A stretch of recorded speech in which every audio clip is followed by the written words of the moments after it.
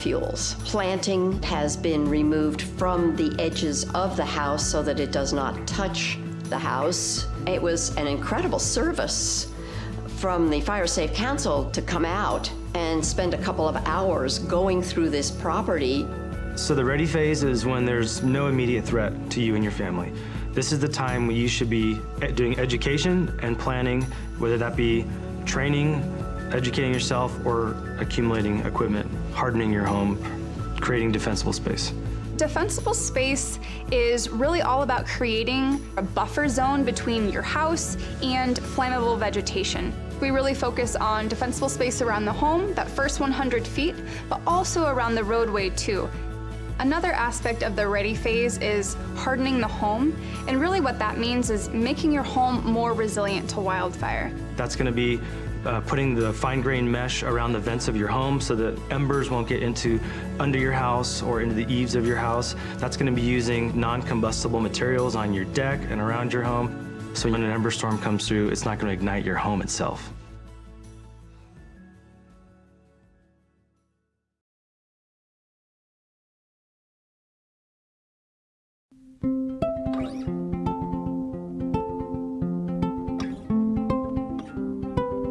I currently live here in Grass Valley with my parents. All of us have sleep apnea, so we all have CPAP machines that require power in order to run. I also use a nebulizer, and that's used to disperse medication that I need to get myself breathing again. When we have safety shutoffs, we have to hook up our equipment to batteries that have inverters. We have a generator that powers some of the things around the house, but then I obtained a pretty substantial battery from Freed, and it was so easy to go through the process to obtain a battery that I would recommend it to anyone who might have medical needs that require power, or really anything. I would highly recommend contacting Freed. So whether it's a snowstorm or a public safety power shutoff, we really want folks to be thinking about, okay, what are the things I'll need on hand to weather the storm? Do I need to have candles? Do I need to have battery-powered radio? Do I need to have flashlights? So what are the things that you'll need to shelter in place or address the disaster at hand? So a go bag could be anything. It could be a backpack, it could be a suitcase. It's going to be something that you put together to sustain yourself, your family, your pets if needed. That's going to have food, water, medication, clothing, toiletries to get you by for 72 hours. You need to think of your go bag as the only resource you may have. Stores may be closed, the power may be out, so you may have to literally live out of this thing for a 3-day period as an evacuee. If you are someone with a disability, maybe you have a chronic health condition. For me, I have type 1 diabetes, I have an insulin pump, right? And so that's a critical piece that I need to plan for if I'm gonna ever evacuate or be away from my house, frankly, for any amount of time, right? What we find often is that if people don't evacuate with their CPAP machine, with their oxygen concentrator, with their wheelchair, walker, then it can be difficult on the other end. My name's Ulysses Palencia. I work in the 211 call center. I'm just a resident of Grass Valley. I have 2 daughters, a 4-year-old and a 1-year-old. In Nevada County, 211 is available 24/7. So what we provide for the community is information. That could be anything from directions to the resource centers. It can be letting them know where the fire is, you know, if they are themselves in an evacuation center, if it's a fire, if there's any information as to whether their power's coming back on during a PSPS. 211 gets the information that we provide directly from the county, so directly from the Office of Emergency Services. The whole team cares. We're all local community members. We all just want to help.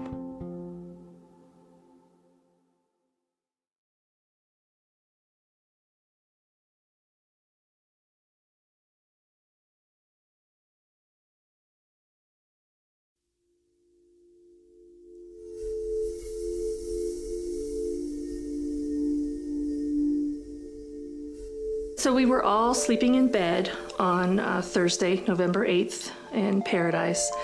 And first the house phone rang. Picked up my phone. It was my sister who lived a block or so away from us. We were woken by a telephone call from my daughter. She said that we were being evacuated. I left sooner than them. I had everything ready. They were on the way out the door. There was not time to think about what you're going to take, what you're not going to take. The night before the fire, I knew it was a red flag warning, and I knew that it was a high risk. So on my way home, I filled up the tank. On our way out, we didn't get too far from the house, and we're watching fire coming down the hill. There was a machine shop right to my right there, and it had gas tanks and propane tanks. And I saw a lone ember kind of floating through, dancing through the air. And I watched it as it landed on the machine shop.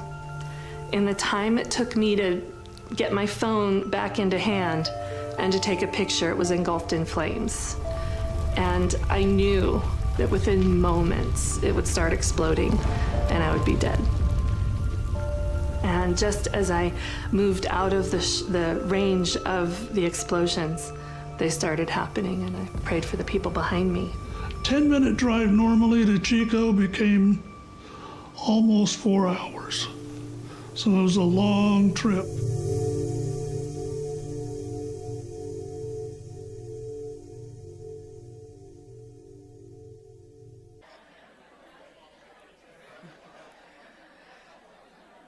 Good morning, everyone. Let's go ahead and call the meeting to order, please.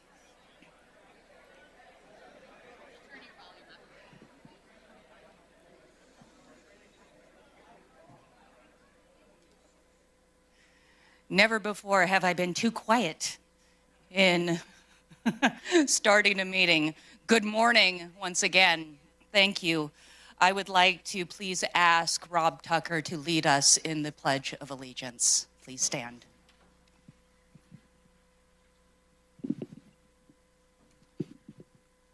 Join me in the Pledge of Allegiance. I pledge allegiance to the flag, the United States of America, and to the republic for which it stands, one nation, under God, with liberty and justice for all. Yeah, indeed. Thank you. Welcome, everybody. We are here to celebrate the swearing in and official start of elective duties, or the continuation of elective duties, for Heidi Hall, Rob Tucker, and Hardy Bullock.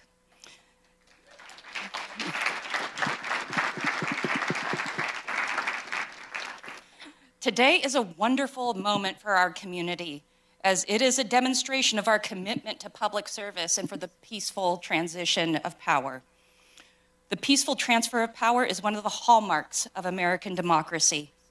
It's a testament to the strength of our institutions and the will of the people, reminding us that leadership is not about the individual, but about the greater good of our community. In similar fashion, public service is an action in furtherance of greater good. It is the backbone of a thriving society. It's the work that ensures our communities are safe, our children are educated, and our basic needs are met. It is a calling that demands selflessness, dedication, and a deep commitment to the people we serve. Public service reminds us that we are all interconnected and that our actions, no matter how small, can make a lasting impact on somebody's life. When we engage, we bridge divides, we solve problems, and we create opportunities for those who might not have them. Public service is not just a career or a responsibility, it's a promise to build a better, fairer world. Whether through volunteering, working for government, or simply helping a neighbor in need, public service is a testament to the power of collective effort. It shows us that by working together, we can achieve what none of us could do alone. As Dr. Martin Luther King once said, everyone can be great because everyone can serve. Let's honor this noble pursuit and continue to serve with humility, integrity, and purpose. So without further ado, I will happily swear in each of our supervisors one at a time in order of district number. I'll then ask each of them to sign their oaths of office. There'll be 2 copies, one for you to keep and one that will be filed in my office. Then each of our supervisors will then have the opportunity to share a few thoughts, and we'll be done. So, first up is Heidi Hall. Come on down.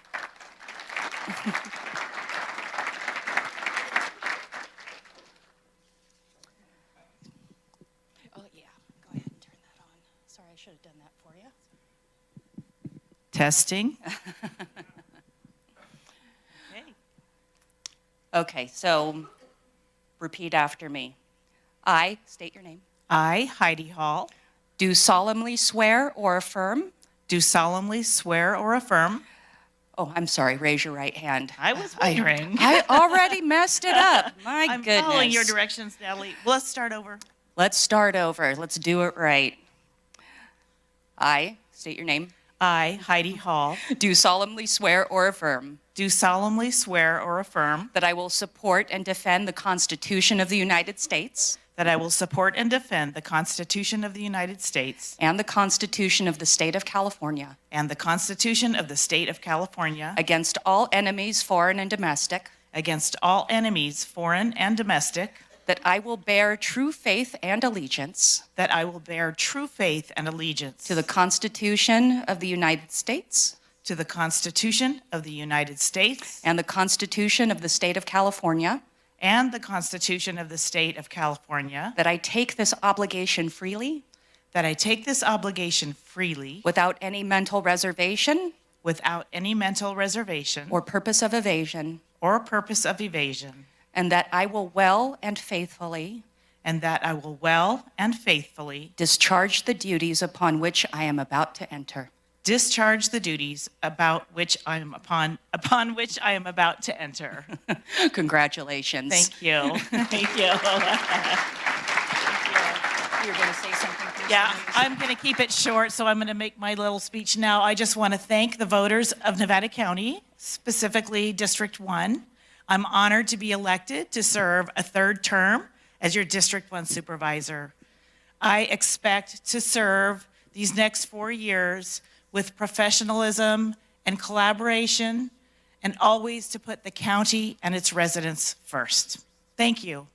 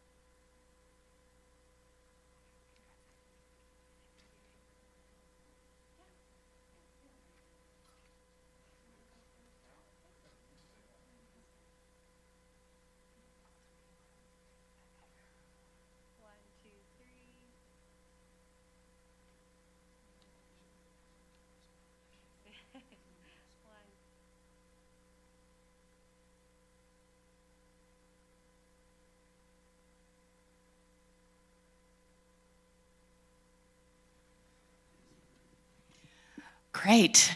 Next, Rob Tucker.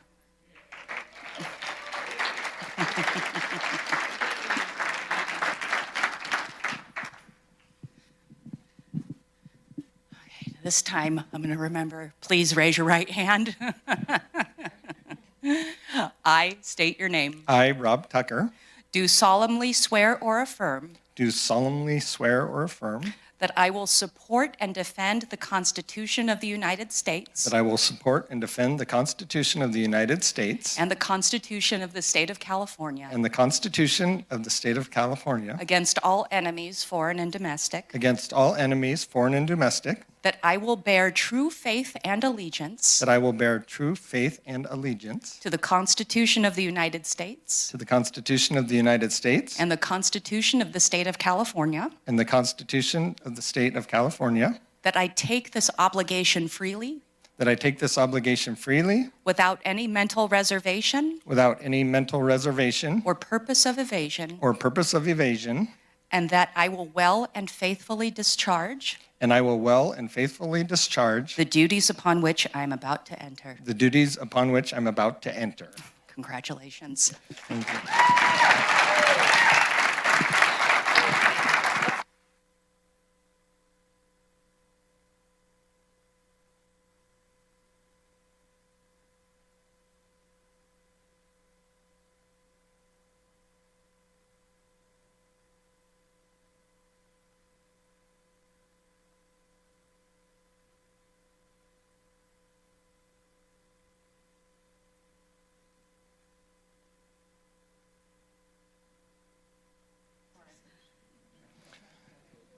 Thank you, everyone, for coming. I didn't know I was going to have a chance to say anything, which is probably a good thing. And it didn't give me any time to prepare an ill-timed joke about the irony of being sworn in on January 6th. So I won't go there. And but instead, I'll just say it's such an honor to have been entrusted to serve by the voters of District 2. And I'm really looking forward to working alongside all the wonderful my colleagues, the staff here at the county, and all the members of the community here where I was born and raised. So I'm excited to get started. And God bless America, God bless California, and God bless Nevada County.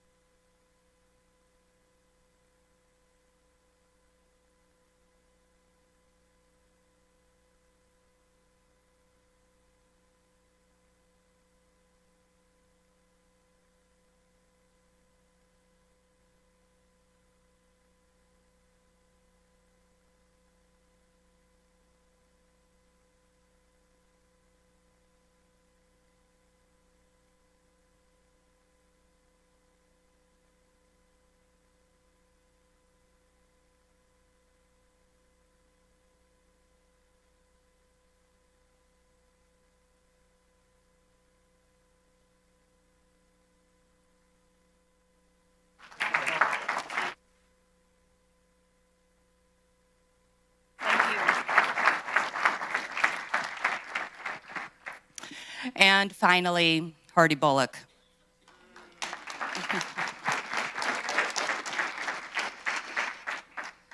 Is it on? Let's test it. Oh, I think it might be. How about that? Yeah. Okay. Hardy, please raise your right hand. I state your name. I, Hardy Bullock, Do solemnly swear or affirm do solemnly swear or affirm that I will support and defend the Constitution of the United States that I will support and defend the Constitution of the United States and the Constitution of the State of California and the Constitution of the State of California against all enemies, foreign and domestic, against all enemies, foreign and domestic, that I will bear true faith and allegiance that I will bear true faith and allegiance to the Constitution of the United States to the Constitution of the United States and the Constitution of the State of California, and the Constitution of the State of California, that I take this obligation freely that I take this obligation freely without any mental reservation without any mental reservation or purpose of evasion, or purpose of evasion, and that I will well and faithfully discharge and I will well and faithfully discharge the duties upon which I am about to enter. the duties upon which I'm about to enter. Congratulations. Thank you.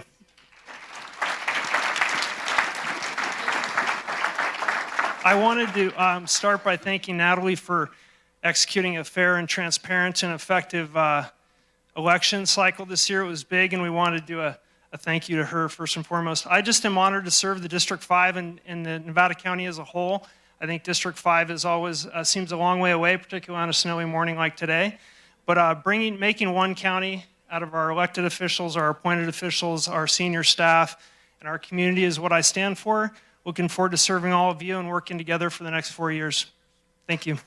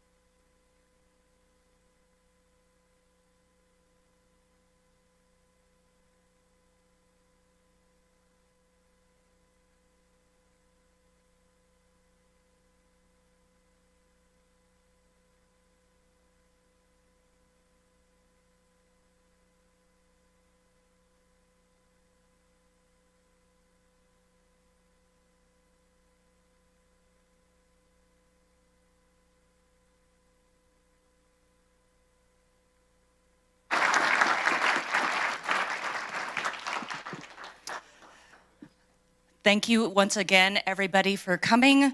Now is the time where you're free to take pictures with your friends, with your family, hang out a little bit. But yeah, other than that, the program is concluded. Thank you so much.